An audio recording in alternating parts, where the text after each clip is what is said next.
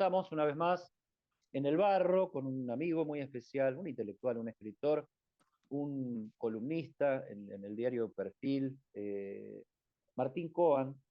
Martín Coan es alguien que tiene una mirada sobre las cosas cotidianas, muchas veces desde otro punto de vista, y nos sorprendió últimamente con la salida de su nuevo libro, que ahora nos va a contar un poco, que se llama Ciencias Morales, y cuyo centro es, no lo leí todavía, es la guerra de Malvinas desde el Colegio Nacional Buenos Aires. Eh, a ver, la guerra de Malvinas a 50 años, eh, pasados ya 50 años, vamos al 51. Que Martín ahora, este libro, y contanos un poquito el ABC. Mira, el libro vuelve a circular, en verdad es una reedición Ajá. de un libro de hace un tiempo, pero que, digamos, afortunadamente para mí sigue sumando lectores y por lo tanto se reedita.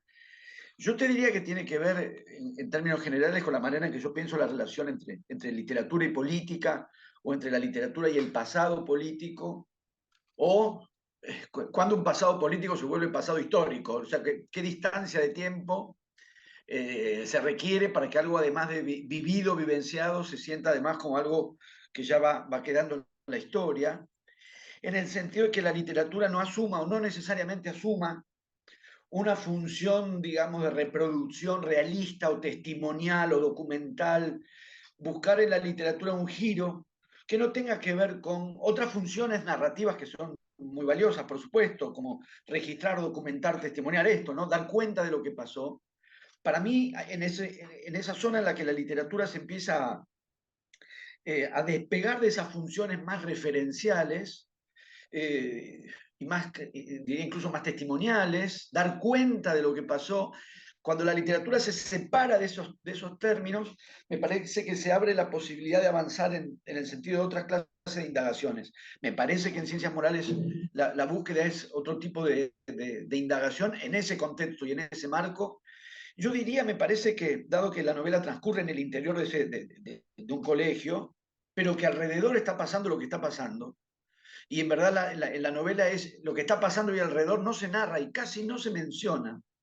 El lector más bien lo deduce, por no decir que casi lo presiente, porque está apenas insinuado, y de esa Mm. manera me busqué que los acontecimientos de la realidad política funcionen como una especie de caja de resonancia de la historia más apretada que la novela narra, y que a mi entender, o tal como yo la pensé en su momento, tiene mucho que ver con, o tiene, entre otras cosas, que ver con tratar de ver, de indagar cómo funcionan ciertos mecanismos de poder. Y esos mecanismos de poder, eh, considerados escrupulosamente en su ejercicio más concreto, me parece que sí permite un juego entre las grandes estructuras de poder y la manera en que escenas mínimas, en las escenas mínimas también se ven esos mismos dispositivos. Ahora, me interesan esas escenas mínimas porque a nuestra generación le pegó colectiva e individualmente este tema, a tal punto que es recurrente de alguna manera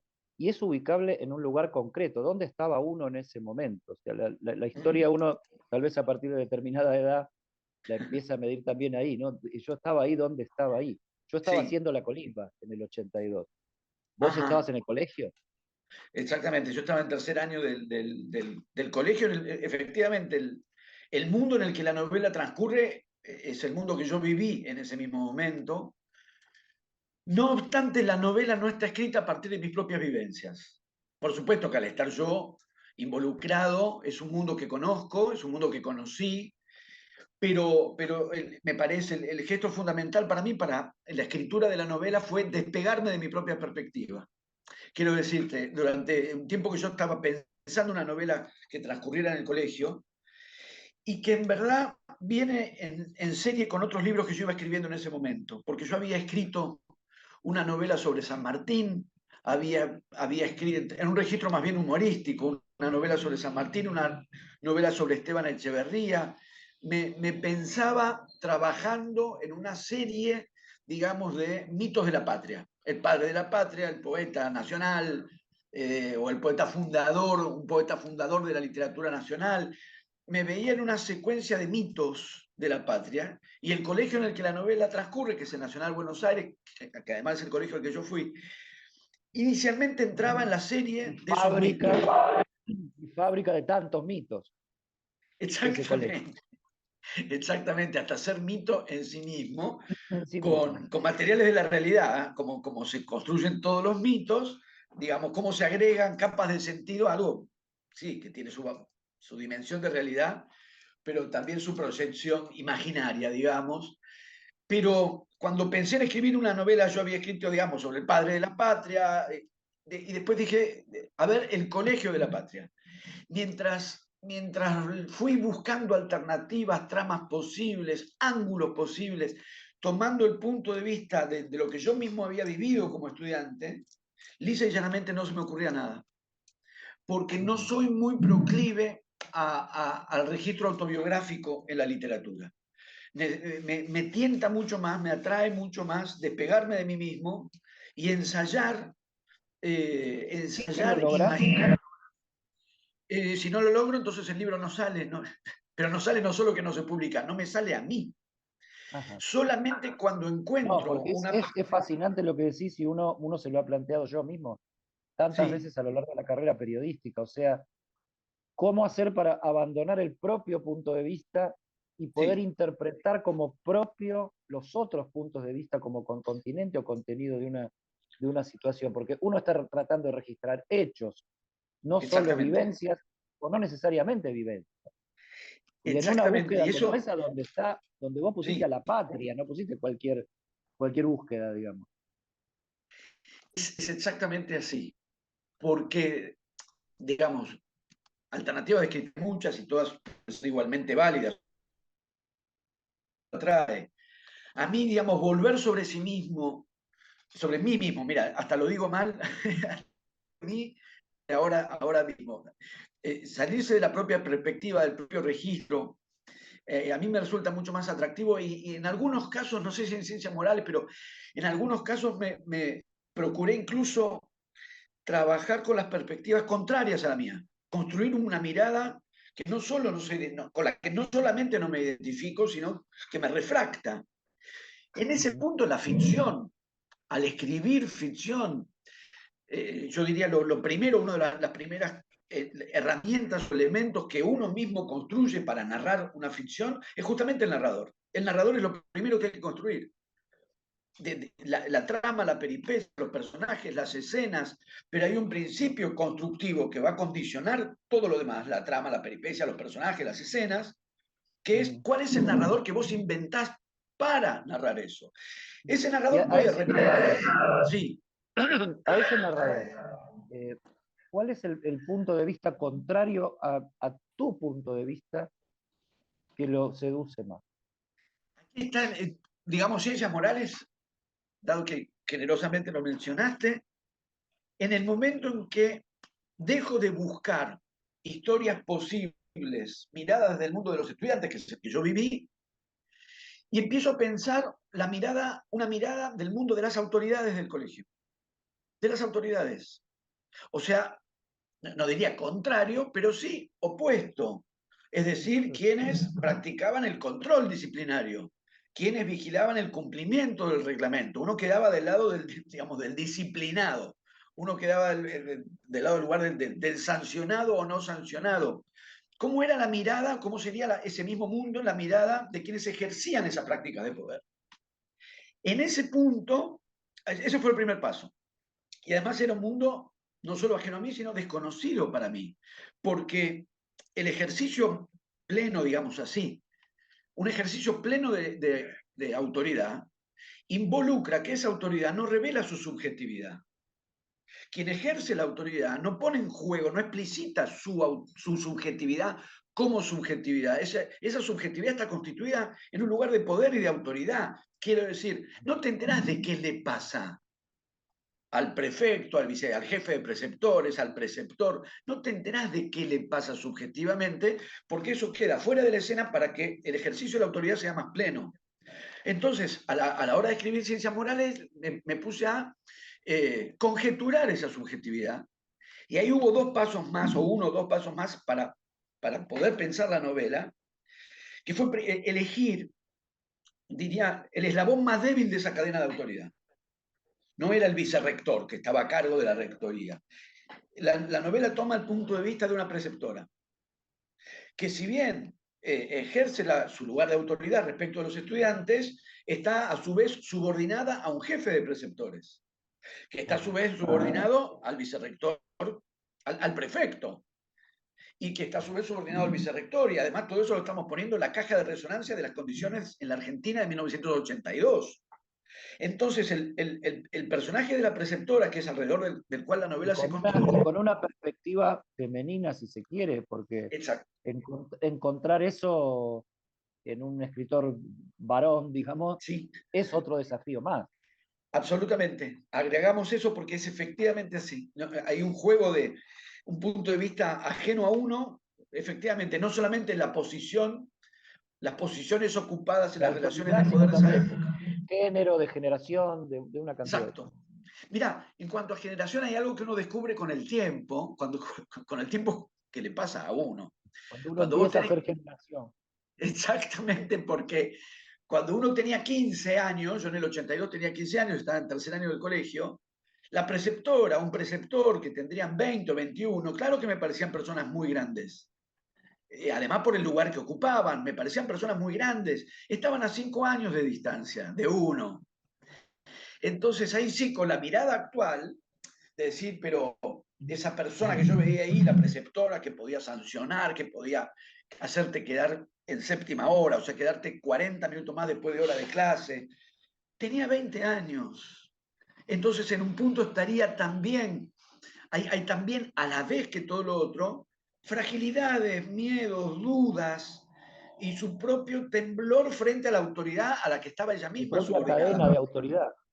Exactamente, más el factor que vos decís, porque en la novela tiene mucho que ver con escenas de intimidad y escenas de intimidad en relación al propio cuerpo, esas escenas de intimidad donde cada uno se relaciona antes que con cualquier otro con su propio cuerpo, uno y su cuerpo.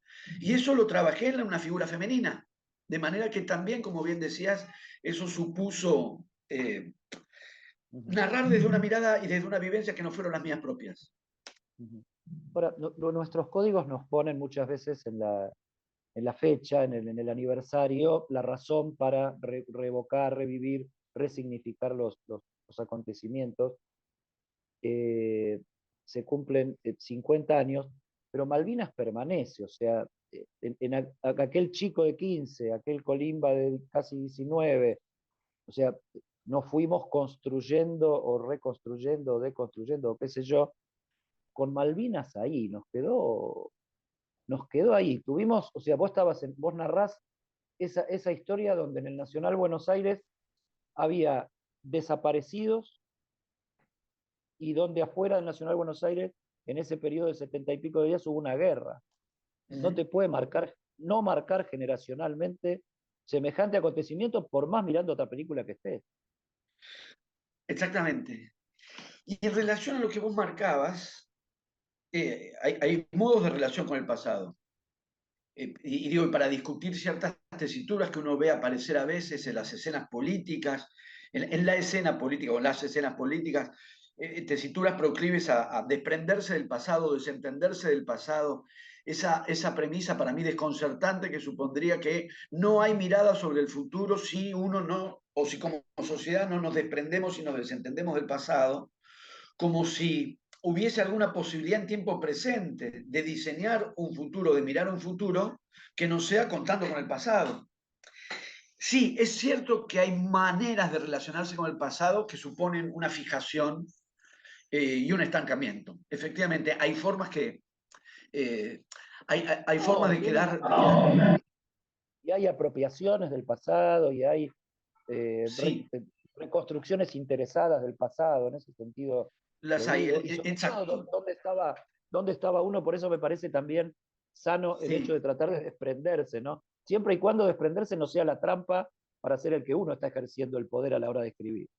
Claro, bueno, claro, porque viste que cuando uno plantea las cuestiones del poder y los dispositivos del poder, siempre se considera objeto de poder.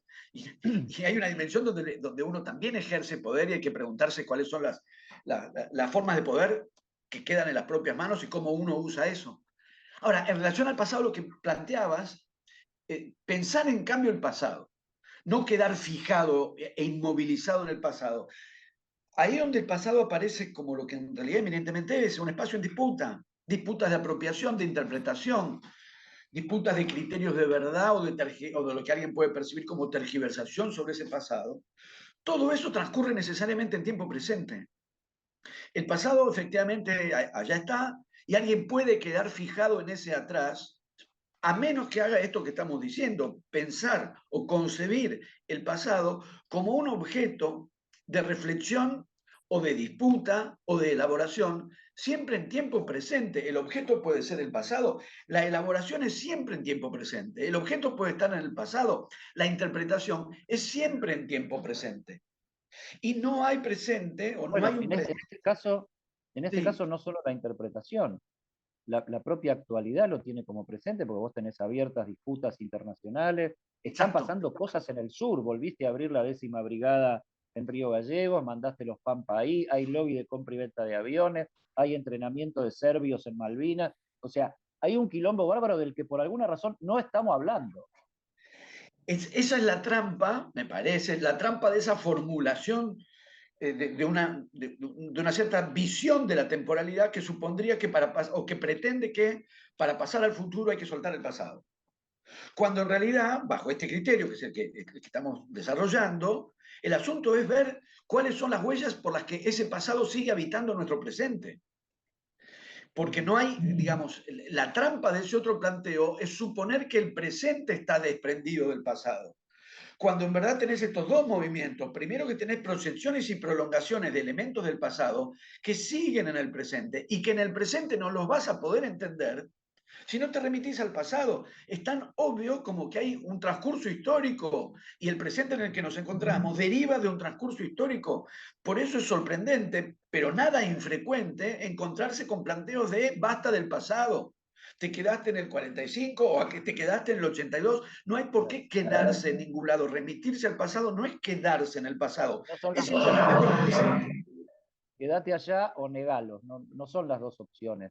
Exactamente, esa es la trampa, que en realidad responden a la misma premisa, que es cortar engañosamente, discontinuar engañosamente las relaciones entre pasado y presente. Porque no se ven las líneas de continuidad y de proyección, se pretende o que te quedas en el pasado o que te desprendes del pasado. En el fondo, esas dos versiones responden a la misma premisa, que para mí es totalmente engañosa. ¿Crees? Creer. La palabra más cortita que se me ocurre, con perdón. No, pero digo, creer en a ver, en los aportes que se pueden hacer generacionalmente a las cosas. O sea, yo creo que la nuestra, yo soy un poco más grande que vos, tal vez hubiera sido preceptor en aquel momento, no me daba la edad todavía porque tenía apenas 19, también podía haber sido un pibe del colegio porque recién salía.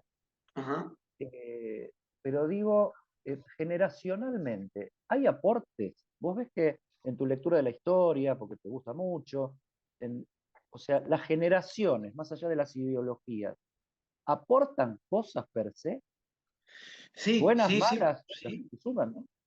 Claro, porque tiene que ver con posiciones asumidas en las respectivas vivencias y por lo tanto posiciones de las miradas. Y ahí sí, según la intensidad, digamos, porque recién decíamos, 5 años de distancia pueden ser muchos o pocos, según las edades, porque yo me encuentro con que, por ejemplo, ahora yo soy docente en la Facultad de la Carrera de Letras de la UBA.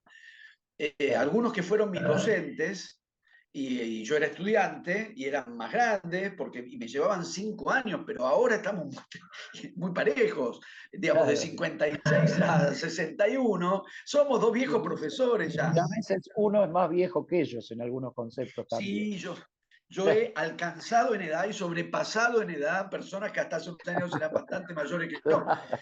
Entonces, a veces un puñado de años, según las posiciones, pueden ser quedar emparejados o no. En relación a ciertos acontecimientos históricos, por ejemplo, el de Malvinas es muy claro en ese sentido. Porque tu vivencia por tu edad no me llevas muchos años, no hay mucha distancia, yo soy del 67. Pero durante la guerra, yo tenía 15, no había ninguna perspectiva que esa guerra fuera a durar 3 o 4 años. Yo no viví esos acontecimientos en relación a la posibilidad de ser convocado. No estaba en mi horizonte personal la posibilidad de ser convocado. En tu caso, sí. Mira, tomo De como todo el referencia tiempo, dos. ¿Cómo? todo el tiempo como un ejercicio de poder también, ¿no? O Claro. sea, quedate quieto porque te vas a la guerra.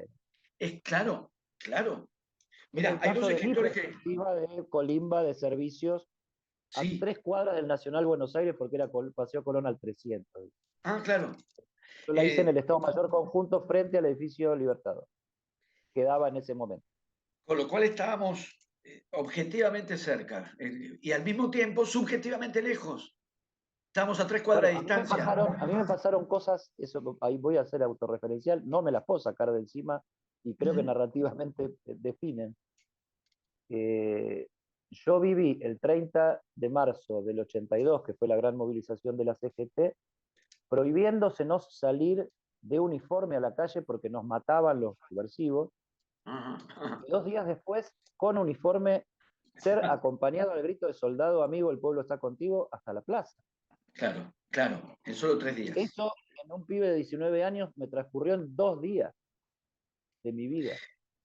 Exactamente, exactamente. Mira, te decía, Si quería estar afuera, era una abstracción imposible, o sea, no podía estar afuera de esto, de ninguna es que manera. no, pero es que claramente no. Por eso te digo, cuando uno escribe ficción, es todo un ejercicio narrativo, lingüístico, construir ese afuera y ponerse en ese afuera. No, no, no, no viene solo. Lo que viene solo lo que uno tiene dado es la propia perspectiva. Ensayar una perspectiva ajena o ensayar una perspectiva contraria, claro que es una construcción narrativa y lingüística y literaria. Diciendo de literatura, te decía, hay dos escritores que me ayudan a pensar estas cuestiones. Y en relación a lo que estamos hablando, que es el Colegio Nacional de Buenos Aires en un caso, la Guerra de Malvinas en otro. Uno es Martín Caparrós, que fue alumno del colegio también. No me lleva 70 años, no, no los tiene, digamos, quiero decir. Me lleva Claro. 10 años. Hoy por hoy nos sentamos los dos, somos dos viejos. Pero los 10 años que me lleva marca una diferencia tan grande respecto de cuál es el Colegio Nacional de Buenos Aires que vivió Martín Caparrós, cuál es el Colegio Nacional de Buenos Aires que viví yo. La diferencia es abismal. Martín Caparrós vive el colegio del activismo político del comienzo de los 70 y después vive la caída mortal del martillazo de censura y de represión. El hermano Oso. Yo entro al colegio en el 80. Yo no viví los años más terribles, más crudos de la represión. Y vivo el colegio el último tramo de la dictadura, cuando lo peor de las desapariciones de los Sí, estudiantes pero ya vino. no le quitemos o sea, el dramatismo de la desaparición es el dramatismo por sí mismo. Sí, Ahora, el dramatismo de enterarse lo que uno no sabía e írselo sí, enterando primero en el rumor, después en el chisme, y a esa edad no es poca cosa. O sea, exactamente. de lo que uno murió, uno se salvó, Uh-huh. Mirá, ¿no? Ciencias Morales tiene que ver con eso, porque la novela transcurre en el 82 y por lo tanto el contexto de la narración, o el mundo, yo diría, el mundo y la atmósfera de la narración es lo que vino después de lo que pasó. Cuando eso que pasó queda como un rumor, como un eco, como una resonancia sombría, siniestra, no se relata directamente esos hechos porque los hechos ya habían ocurrido, pero quedaba el aire enrarecido de los hechos feroces que habían ocurrido. Y estamos hablando, si yo no recuerdo mal, Caparrós es del 57, yo soy del 67, y esos 10 años de distancia, claro, la dictadura duró 7. Son dos mundos distintos los que vivimos en el mismo lugar y no tan lejos en el tiempo. El otro escritor al que me remito y te va a interpelar a vos esto es Carlos Gamerro, que es clase 62 y escribió una gran novela sobre la guerra de Malvinas, que es Las Islas, y él mismo ha dicho hasta qué punto escribió esa novela, que no es testimonial, no podría serlo en el sentido que él mismo no fue a la guerra. No fue a la guerra, pero es clase 62. Entonces es un modo muy específico de no Estaba ir a ahí, la guerra. timbre de telegrama, estaba Sí, ahí. sí, había pedido, estaba estudiando afuera, entonces había pedido prórroga. Digamos, no es lo mismo no ir cuando no te toca ir que no ir cuando podría tocarte ir o cuando hasta debería haberte tocado ir en el curso normal, digamos, de las cosas. Entonces, entre Gamerro y yo, ahora también, ahora somos contemporáneos, ahora ya tenemos la misma edad, pero del 62 al 67, y respecto de Malvinas y de lo que yo escribí en relación a Malvinas y de lo que escribió Carlos Gamerro sobre Malvinas, esa distancia de 5 años es determinante porque tiene que ver con la No, posición que aparte, ocupábamos. en el medio de un brutal giro de la historia, porque de la historia del mundo, digamos, ¿no? Porque se empieza a resquebrajar todas las nociones del siglo XX ya para esta época a nivel global. Ahora, mirá cómo nos quedamos hablando, que esto no es una nota de Malvinas, esto yo creo que es una nota generacional y es una nota de puntos de vista, y es desde donde uno mira la realidad que lo circunda. Pero en este país que parece que se va a la derecha, pero mantiene el refugio del centro ahí como expectativa inmediata ahora, como para decir, no nos volvamos tan locos de repente, este, proveniendo también nosotros de lo que fue la salida de eso, que fue la democracia, ¿no? Tan lejos que estamos de se come, se cura y se educa. Nunca fui radical, pero me parece que es un objetivo que quedó clavado ahí, alguna vez vamos a tener que hacer algo con eso. Yo digo, ¿dónde entra Malvinas ahí? ¿Qué somos? ¿Nacionalistas? ¿Negacionistas? ¿Terraplanistas? No, no, o sea, ¿desde qué perspectiva estamos tomando generacionalmente, socialmente, en la división que se ve hoy en la sociedad, estos temas que hacen a nuestra formación como personas, digo, porque más allá de acontecimientos políticos han sido vivencias, siguen siéndolo. Así es. Con respecto a lo que decías en la introducción de este comentario, de esta parte, mirá cómo estaremos girando hacia la derecha, que la palabra refugio la alojamos en el centro. Dijiste, nos Claro. queda refugio en el centro. ¿Cómo estaremos corridos hacia la derecha, que sentimos el centro? Si estuviésemos corrido a la izquierda, el centro representaría lo que en el fondo es una claudicación. Claro. Y estamos tan corridos a la derecha que el centro pasa a ser sentido como un refugio y no como lo que es. Para alguien de izquierda, el centro es una claudicación. Estamos tan corridos a la derecha, socialmente, que efectivamente nos da cobijo el centro. O sea, que el panorama, en lo que a mí respecta, es desolador. Con respecto a Malvinas, mira, lo que pasa es que yo creo que ahí hay un nosotros que no es uniforme. No lo es en términos nacionales, digamos lo que seríamos los argentinos, tampoco lo es generacionalmente. Yo creo que hay diferencias ideológicas y no tendría por qué haberlas con respecto a la mirada que podamos tener sobre la guerra de Malvinas y sobre Malvinas. Hay diferentes posturas y no creo que las diferentes posturas respondan solamente o estrictamente a una cuestión generacional, responde a una cuestión ideológica.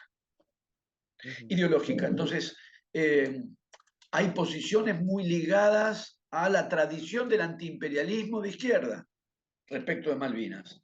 Hay posiciones ligadas a las miradas más reaccionarias del militarismo de derecha respecto de Malvinas, y yo no creo que eso responda a una estratificación generacional. En una misma generación vas a encontrar una cosa o la otra. A mí hace poco las redes me agarraron los reaccionarios de derecha, son muy feroces, claro. Y la diferencia es ideológica, no generacional. La diferencia es ideológica. ¿Qué posición tenemos incluso respecto al nosotros de la identidad nacional, o desde qué posición confrontamos o no confrontamos, qué supone, desde dónde confrontás con una presencia o ocupación inglesa en Malvinas? Desde, insisto, la tradición del anticolonialismo como tradición de izquierda de contrapoder, o confrontás desde una tradición de militarismo de derecha que en verdad es una posición de poder. Lo mirás desde un imaginario de contrapoder, lo mirás desde un imaginario de poder, frente a otras alternativas al mismo tiempo que no ponen Malvinas como una prioridad o que digamos, no asumen una reivindicación de soberanía, no la rechazan, pero no la enarbolan. Y no creo que estas El diferentes último, texturas. no, no dejamos de pensar un poco más profundamente las cosas, o sea, porque fue tan ambiciosa la apuesta por el pensamiento en el siglo XX, ya desde antes, ¿no? Pero en el siglo XX sobre todo, o sea, al manifestarse en dos sistemas políticos, guerra fría, guerra caliente, o sea, nos jugábamos la vida, o sea, la muerte como factor legítimo de acción política en la sociedad. Yo lo que digo, negar un poco, o sea, el momento de la negación antes del duelo, de todas esas cosas que tal vez no hayamos terminado de transitar, porque eso es también dónde estamos 40 años después de volver a la democracia. Eh, Sí, no quiero hacerlo sí, largo, pero no, yo no, soy un poco refractario al tema de ponerle el mote de ideológico a la diferencia per se, porque veo tanta gente igual a mí, de mi misma generación, de mi misma clase social, de mi mismo tránsito educativo, de mi misma posición económica, que piensa tan distinto a mí, claro. que digo, en esa ideología o en esa opción ideológica, no habrá mucho apuro, no habrá falta de meterle un poco de pensamiento, un poco de huevo para tratar de entender. Me explico lo que digo porque hay una falta de tiempo en la supervivencia que te lleva a tomar una posición y chao, digamos. Y creo que se lo vive casi frívolamente así, el pensamiento en nuestro momento tan preocupado por el desarrollo, el futuro tecnológico, digamos, ¿no? O sea, Mm. el pensamiento hoy es tecnológico, no es tan ideológico. Es ideológico después cuando se apropian de las cosas, pero ¿me explico? Mira, lo que pasa es que yo ahí no dejo de pensar una carga positiva en cuanto a la valoración de la palabra ideología. Para mí la ideología es la elaboración de un sistema de ideas. Porque Claro, te diría, tomando los términos que vos planteás, si alguien asume demasiado rápido una tesitura, como bien decías, y la sostiene a rajatabla sin ya revisarla, yo no usaría la palabra pensamiento ahí, porque es exactamente la contraria, exactamente lo claro. contrario. No, vos decías, Es que el le falta pensamiento eso. asume precipitadamente una tesitura y ya no la revisa, pero yo diría, Eso. quitemos la palabra pensamiento ahí, Ajá. elijamos otra. Si alguien se precipita a tomar una tesitura y ya no la va a revisar, lo que está dejando de lado es pensarla, pensar su propia tesitura. Entonces, a mí me parece, yo ahí retomo la palabra pensamiento, pero también la palabra ideología. Porque la palabra ideología sí ha quedado homologada, pero eso también me parece engañoso, con la idea de eh, un credo cargado de religiosidad, cuando la ideología es todo lo contrario. Un orden es justamente un orden de elaboración de pensamiento de la ideología. Y según la tradición ideológica de la que se trate, una ideología, determinada ideología, puede involucrar como premisa la continua revisión autocrítica. La izquierda está hecha de eso. No es dogma. Y la ideología, puede haber ideologías dogmáticas. La ideología no es de por sí un dogma. Y hay una fuerte tradición en el pensamiento de izquierda, desde el propio Ahora, Marx en adelante, que es la ideología se revisa a sí misma, se pone en crisis a sí misma continuamente, y eso es parte de esa propia ideología. yo creo que la ideología o lo que llamamos ideología también nos da seguridad. Entonces, eso la convierte engañosa. O sea, y hoy viste, uno hoy ve la tele lo que lo representa a uno. O sea, trata de verse uno mismo, digamos, a ver a quién escucha. Sí, sí, No escuchar a lo que dice el otro. Es el otro, este es lo que dice lo que digo yo todo el tiempo. sí, Eh, yo lo que me planteo acá es que yo no sé si la palabra correcta es pensamiento, yo lo que digo es creatividad, mirar creativamente el alrededor, el ecosistema donde uno vive, para volver a encontrar las conclusiones, porque vivimos en claro, un mundo de conclusiones perdidas. sí, Entonces, ¿en qué me fanaticé yo? Y lo digo porque estamos de alguna manera hablando de eso. En el punto de vista. La influencia del punto de vista en el pensamiento, la ideología, la construcción del yo pensante, digamos. Pero el punto de vista geográfico, el punto de vista literal, digamos, no la opinión, el libre albedrío, sino decir, vos lo viste desde los 15 sí, y en tu reconstrucción no hay un acontecimiento que te diga, me tengo que poner autorreferencial en este relato. Yo servía la bandeja que llevaban el whisky a Galtieri en la sala de situación del octavo piso del Estado Mayor Conjunto. ajá, Merece ser narrado, digamos. ajá, Pero no, no porque estaba yo, porque no solo lo vi, lo viví. Sí. Y después en Clarín salía Hermenegildo Sabat dibujando a Galtieri con un vaso de whisky. Y yo decía, ¿y a este tipo quién se lo contó? Que yo no se lo conté. Claro, claro, claro. ¿Me explico? O Sí, sea, el punto de vista eh, físico del que está en el mangrullo mirando, digamos, o sea, ¿es de allá o es de allá o es de acá? Y muchas veces en ese desencuentro, pues nosotros podríamos hacer una discusión de esto. sí, ¿Cómo no te voy a contar Galtieri con la bandeja de whisky? ¿Y por qué te voy a sí. contar Coan? Si es más interesante y más definitiva la historia de la preceptora. Y podríamos hacer una grieta de eso atendiendo al deporte nacional, ¿me explico? Sí. Pero lo Mira, estamos tratando de sí, ver de otra manera. Lo sí. estamos tratando de ver una manera de encuentro. Y no bobo, me parece. Mira, una cosa que diría quiero tomar una cosa cuando decías cuando alguien no se mueve de las conclusiones, porque hay dos cosas de la propia palabra. Conclusión, la idea misma de conclusión ya da la idea de algo cerrado.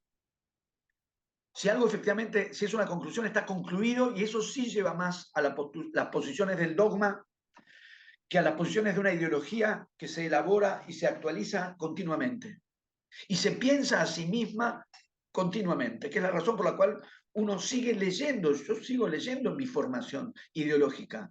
¿Cuándo la daría por concluida? Nunca la voy a dar por concluida. Y lo que voy leyendo en parte me confirma y en parte me descoloca y me pone a seguir pensando dentro de mi propio arco ideológico. Además de lo que vos decís, que es la consideración de miradas ajenas. Yo creo que en todo caso me da la impresión de que en muchos casos, en el estado de cosas de época, más que aferrarse a las conclusiones, porque la conclusión no solamente cierra, concluye, como la palabra lo indica, sino que en principio si es una conclusión, sería el punto de llegada de un recorrido de elaboración de pensamiento. Me parece que tristemente o desoladoramente con los que nos encontramos más a menudo es con quienes se aferran no a sus conclusiones, sino a sus premisas. No quedan aferrados al punto de llegada de un proceso de elaboración, quedan aferrados al punto de partida de ningún desarrollo. Eso sería más estrictamente el dogma. Quedan aferrados a las premisas, no a las conclusiones, porque no ha habido un recorrido de elaboración desde las premisas a la conclusión. El dogma es eso, están aferrados a las premisas. En ese desarrollo, en un eventual desarrollo de una ideología, de un pensamiento, de una elaboración histórica, la mirada del otro como distinto de uno o incluso de ese otro con el que uno no quiere congeniar. Se supone que forma parte de la propia elaboración, que tiene que ver con lo que vos decías, la tendencia que todos tenemos a pensar que alguien es muy inteligente porque dijo lo que nosotros pensábamos, porque todos pensamos que nosotros Claro, somos inteligentes. Y en claro. realidad, poder reconocer un grado de elaboración en alguien que dice algo que a nosotros nos parece equivocado.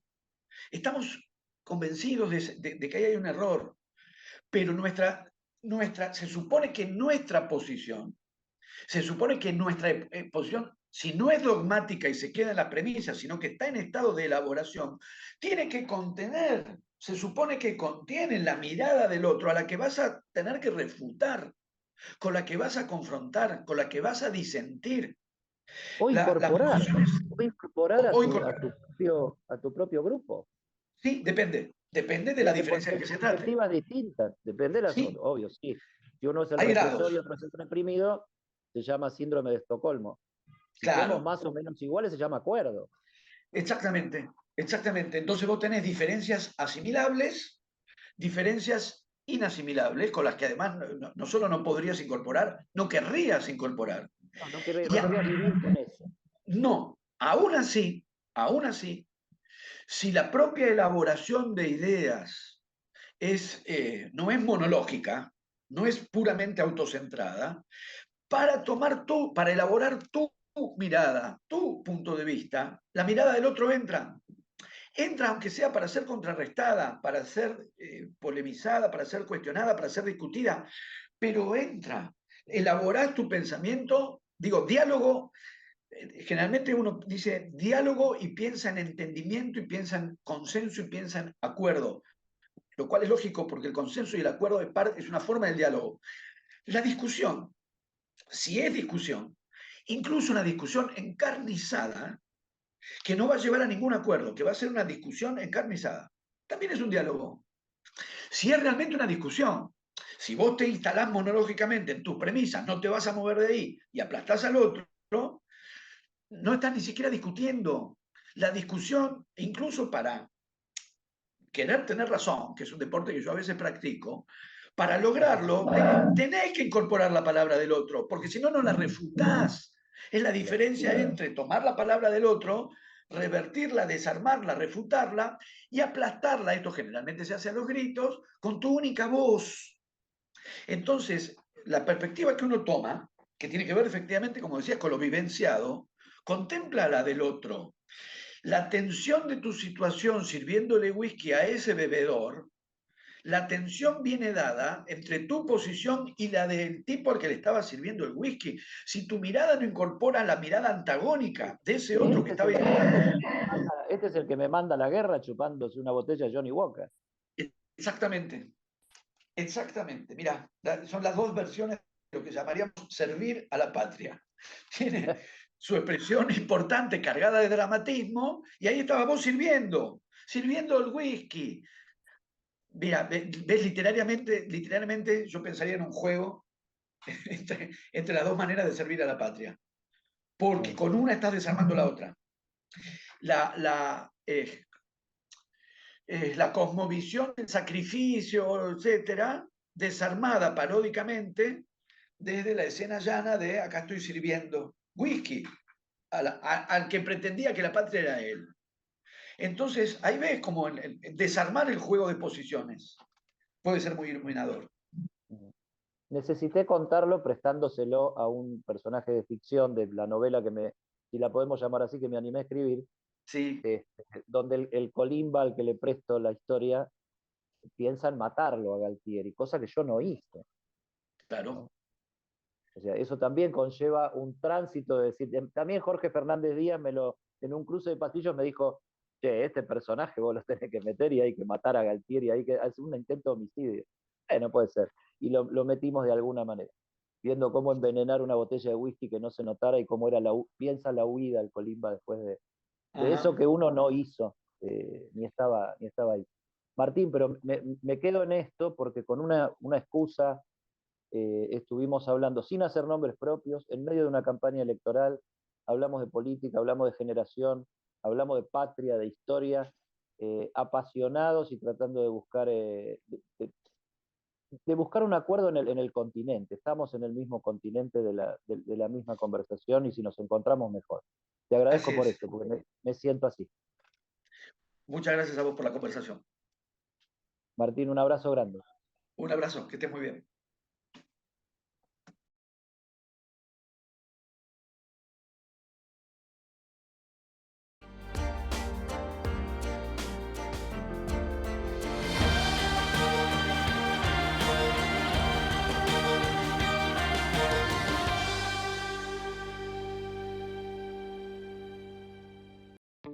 Seguinos en nuestras redes sociales y entérate de todas las actividades legislativas. Honorable Cámara de Diputados de la Provincia de Buenos Aires. Capacitate de forma fácil y gratuita. Accede al Instituto Legislativo de Capacitación Permanente en legislatura.gov.ar. Legislatura porteña. Nos une la ciudad.